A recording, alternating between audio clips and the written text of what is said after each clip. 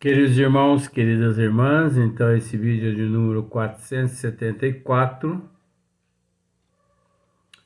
a Gênese capítulo 18, sinais, não, a geração nova. Então a questão de número 34 e 35, finaliza-se a Gênese. Hipólito Leon Denis Riva e o nosso Allan Kardec, né? Codificador da doutrina dos espíritos, continua dizendo assim: opera-se presentemente um desses movimentos gerais. Na atualidade, opera-se presentemente um desses movimentos gerais aqui na Terra. Esse movimento ele já opera, destinado a realizar uma remodelação da humanidade, que é o Consolador prometido por nosso Senhor Jesus Cristo, a doutrina dos espíritos, o espiritismo, esse remodelador,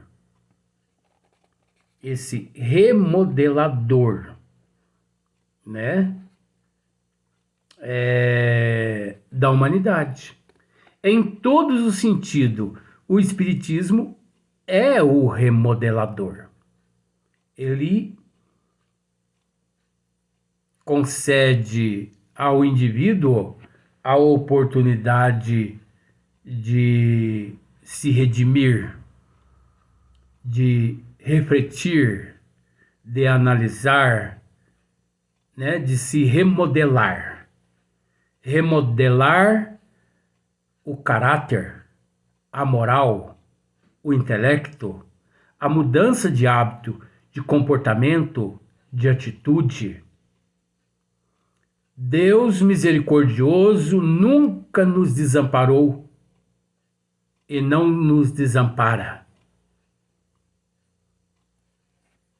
Mesmo reconhecendo que, no bom sentido, não somos lá merecedores de tudo que nós desfrutamos, mas Deus, na condição de misericordioso, concede-nos a oportunidade de hoje sermos melhor que ontem e amanhã melhor que hoje. Esses que aproveitam essa oportunidade concedida pela misericórdia do Pai, esse continua a batalha aqui, continua a sua regeneração aqui. Aquele que não é recambiado para outros planetas primitivos, mas com uma grande oportunidade de um dia novamente retornarem ao seio da família que aqui deixaram, que aqui deixarão, né? Então opera-se presentemente um desses movimentos gerais, destinados a realizar uma remodelação da humanidade. A multiplicidade das causas de destruição constitui sinal, olha só, a multiplicidade das causas de destruição, multiplicidade das causas de destruição. Isso é muito profundo. Na íntegra, se nós fôssemos esmiuçar apenas esse termo, obviamente não encerraríamos a Gênese hoje. Mas nós deixamos para que os nossos amigos telespectadores raciocinem, reflita a respeito. Que significa essa multiplicidade das causas de destruição. A multiplicidade das causas de destruição constitui sinal. Multiplicidade. São muitas coisas, né? Constitui sinal característicos dos tempos. Característicos dos tempos atuais. Visto que elas apressarão a eclosão dos novos germes. Visto que elas apressarão a eclosão dos novos germes. Elas, quem? Que eclosão é essa? Olha só. A multiplicidade das causas de destruição constitui sinal característico dos tempos. Dos tempos. Visto que elas apressarão. Elas quem? A multiplicidade de destruição. Que destruição é essa? Em todos os sentidos, tanto material, quanto moral, quanto intelectual. É essa a reforma íntima do indivíduo. São as folhas que caem no outono e às quais sucedem outras folhas cheias de vida. Não é assim que acontece com a natureza de Deus? Até porque todos nós fazemos parte da natureza de Deus. Não existe diferença nenhuma. Tudo faz parte da natureza de Deus. Então, o processo evolutivo, ele se assemelha às folhas que caem no outono e às quais sucedem outras folhas cheias de vida. Porquanto a humanidade tem suas estações, como os indivíduos têm suas várias idades. As folhas mortas da humanidade caem batidas pelas rajadas e pelos golpes de vento. Porém, para renascerem mais vivazes, sob o mesmo sopro de vida, que não se extingue, mas se purifica. Então, se purifica. Tudo se eleva, tudo progride, tudo evolui. E agora, na última questão de número 35, para o materialista. Para o materialista, o apegado, né? Para o antagonista, para o ignorante, os flagelos destruidores são calamidades carentes de compensação. Para ele, sim, de acordo com a forma imaginária dele. Sem resultados aproveitáveis. Pois que, na opinião deles, os aludidos flagelos aniquilam os seres para sempre. Não é assim que muitos seres pensam, muitas pessoas pensam dessa forma. Morreu, acabou. Desapareceu. Nunca mais. A vida física é única. Podemos dizer da seguinte forma, que se de fato fosse dessa forma,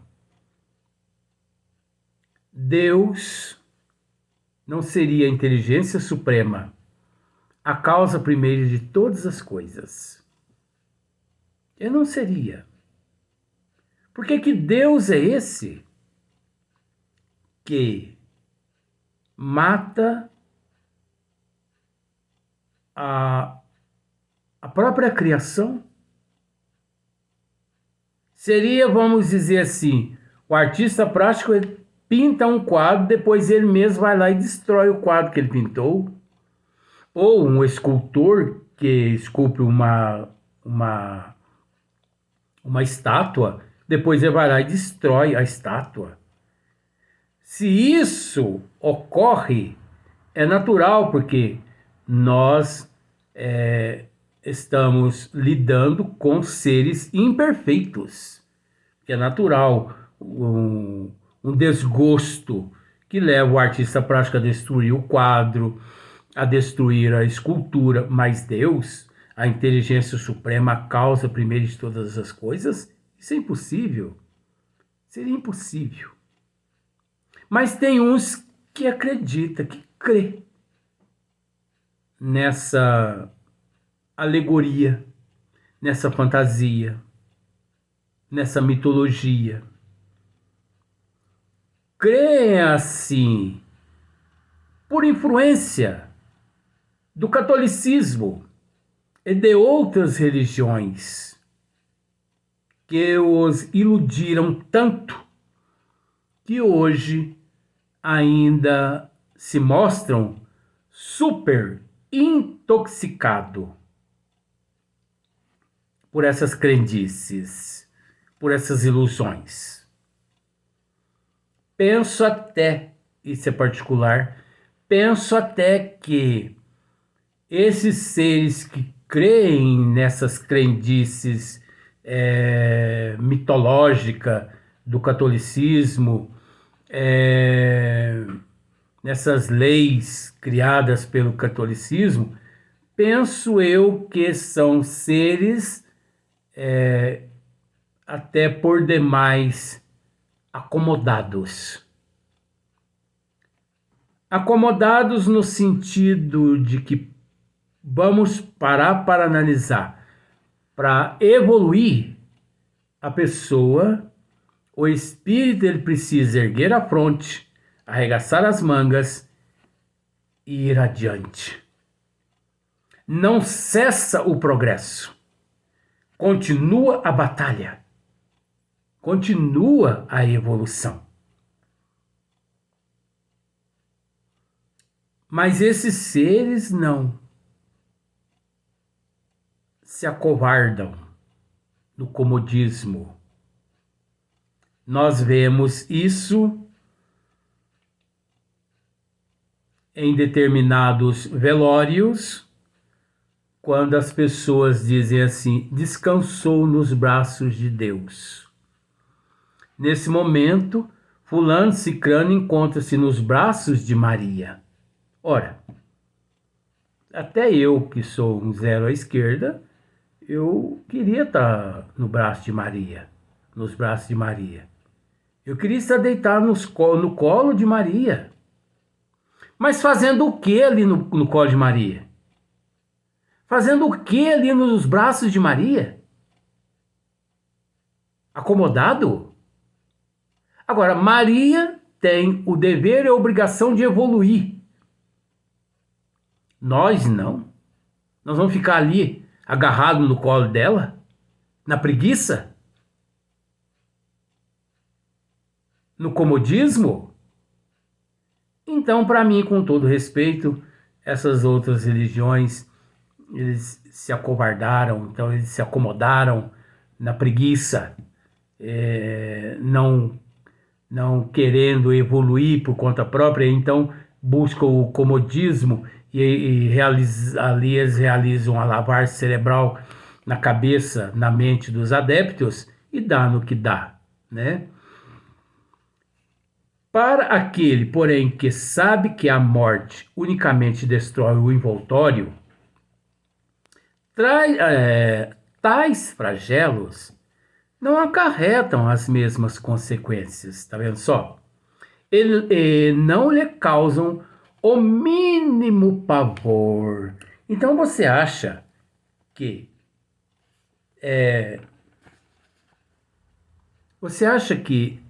esses seres que acreditam no futuro do espírito, que investe no futuro do espírito, que crê na imortalidade da alma, você acha que esses flagelos lhe acarretam algum tipo de pavor? De jeito nenhum. Eu não vou dizer que eu sou melhor que qualquer outra pessoa. Mas na época do Covid, eu fui contaminado 4 vezes. 4 vezes eu fui contaminado pelo Covid. Em momento algum fiquei apavorado.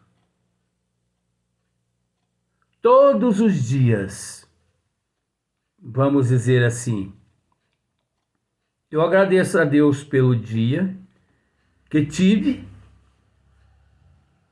e ali naquele momento eu me despeço através das orações, eu me despeço do mundo físico. Porque pode ser que no outro dia eu não acorde nesse mundo. E assim, pode ser que eu acorde nas regiões umbralinas ou em outros departamentos espirituais, sabe lá? Ninguém sabe, né? Mas as atitudes, a moral, o caráter da pessoa já mostra não só para a pessoa, quanto também para aqueles que o circunda, para onde é que ele irá depois que deixar o corpo físico. Então, as mesmas consequências e não lhes causa o mínimo pavor. Ele lhes compreende o objetivo e não ignora que os homens não perdem mais por morrerem juntos. Não há problema nenhum. Ninguém perde. Todo mundo ganha. Ao desencarnar aqui, através de um processo justo, de um processo legal, e você fala assim, Luiz, mas existe morte justa? Existe. Existe um desencarne legal? Existe. Mas como assim? De acordo com a natureza de Deus, obedecendo os desígnios, não desfazendo daqueles que emancipam-se, retornando à pátria espiritual através do suicídio, não desfazendo. Mas todos esses que emancipam-se o seu retorno, é óbvio que devemos orar por eles, porque em meio a um transtorno eles se encontram, né, naquele momento ali, e levados-se por grandes influências, não resistindo, o indivíduo acaba cometendo a loucura mesmo, mas é preciso entender que por mais calamitoso, por mais pecaminoso o ato, nós temos que entender que Deus, na condição de Pai, inteligência suprema, causa primeiro de todas as coisas, ele não abandona nenhum dos teus filhos.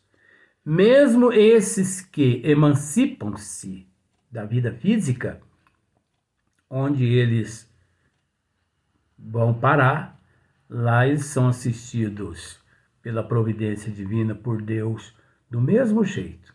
É lógico que lá eles sentirão no seu eu as dores calamitosas do ato praticado. Mas um dia se restabelecerão. E ao se restabelecer e se recompor, obviamente, eles retornam ao meio da sociedade através das reencarnações. Então, do que por morrerem isolados. Então, olha só para você ver. O objetivo é não ignorar que os homens não perdem mais por morrerem juntos do que por morrerem isolados, dado que, de uma forma ou de outra, a isso hão de todos sempre chegar. Todos que se encontram no corpo físico hão de passar por esse processo, mais cedo ou mais tarde. Os incrédulos rirão destas coisas e as qualificarão de quiméricas. Mas digam o que disserem. Não fugirão à lei comum. Cairão a seu turno, como os outros. E então, que lhes acontecerá? Eles dizem, nada. Viverão, no entanto, a despeito de si próprio, e se verão um dia forçados a abrir os olhos, mais cedo ou mais tarde. São leis divinas. Nós nos encontramos subjugados às leis de Deus. Nós aqui nos encontramos nos universos, em todas as dimensões, por toda a eternidade. As leis de Deus são imutáveis, enquanto as leis do homem, mutável. Bom, é lógico que se nós fizermos um esmiuçamento novamente no livro A Gênese, nós vamos gravar mais uns 10.000 vídeos. Porque quanto mais esmiuçamos, quanto mais nós lemos os capítulos, mais surge, né? Vai surgindo-se mais matérias e mais matérias. Mas nós entendemos que o nosso trabalho é um trabalho de formiguinha precursoras. Rezamos, pedimos a Deus para que outros surjam e façam o que nós estamos fazendo. Às vezes as pessoas gostariam de ouvir muito mais coisas a respeito de muitos assuntos, mas eu confesso que eu não posso dizer além do que vó aqui presente e os amigos espirituais programam para que saia da minha boca e fique registrado. Até por uma questão de respeito ao nível evolutivo qual todos nós nos encontramos. Então, se durante o esmiuçamento do livro A Gênese, você teve a oportunidade de ouvir algo que você não concorda, nós o respeitamos, porque faz parte do processo evolutivo, até porque nós não somos perfeitos. Perfeito é só Deus. Nós nos encontramos em processo de evolução, com o interesse aqui exclusivo de hoje sermos melhor que ontem e amanhã melhor que hoje. Então, o nosso intuito aqui nunca foi e nunca será de aparecer toda honra e toda glória a Deus e a Jesus, a avó Leotina, nosso irmão Marcílio Colombaroli, nosso irmão Sr. Cássio, que aqui está presente, ao professor Eurico Barçanufo, que nos sustenta da pátria maior, Dr. Bezerra de Menezes também. Enfim, toda honra e toda glória a esses seres, né? Então, se nós falhamos em algumas colocações, alguns termos, né, enfim, você sabe que os termos, o português realmente não é fácil. Então nós pedimos desculpa pelos nossos erros, pelas nossas falhas, né, pelos nossos equívocos, porque algumas coisas também nós nos equivocamos, é natural, faz parte da nossa evolução. Mas, como eu já disse, nós não somos perfeitos. Então, ore por nós para que no próximo esmiuçamento possamos agir melhor que nesse atual trabalho que nós encerramos nesse instante. Pelas tuas orações, pela tua paciência durante esse período todo, né, conosco aqui, que Deus te ilumine, te fortaleça e te reabasteça de energia hoje e sempre. Eu, do fundo do coração, te agradeço pelas orações a mim dirigidas. Não mereço, mas eu te agradeço.